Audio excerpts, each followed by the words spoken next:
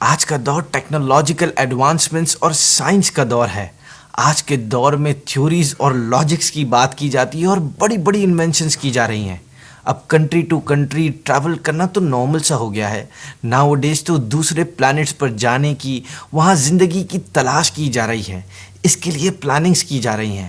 اگر آج کے دور میں کوئی کہے مولانا صاحب آپ تو یہ کہتے ہیں کہ اللہ کے حبیب صلی اللہ علیہ وسلم کو اللہ نے ہر دور کے مطابق معجزہ دیا ہے، آف کورس بالکل ایسا ہی ہے۔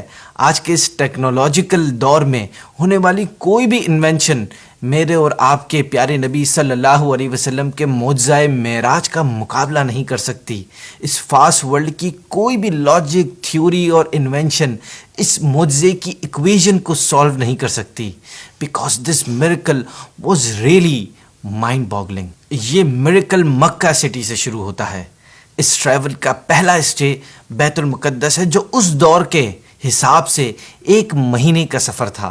بیت المقدس سے پہلے آسمان کا سفر 500 ایئرز کا ٹریول ہے۔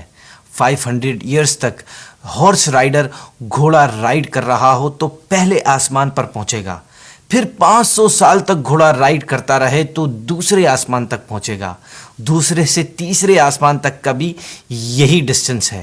7 آسمان تک تقریباً 3500 ایئرز کا ٹریول ہے، پھر سدرۃ المنتہا کا سفر، پھر لامکاں کا، ان سب کا کتنا ڈسٹنس تھا یہ تو کسی کو پتا نہیں۔ نبی پاک صلی اللہ تعالیٰ علیہ وسلم نے یہ ڈسٹنس کتنی دیر میں کمپلیٹ کیا۔ And this is the best part, جب ہم سردی میں بستر سے اٹھتے ہیں تو بستر تھوڑی there for a few seconds تک گرم رہتا ہے، اس کے بعد نارمل ہو جاتا ہے۔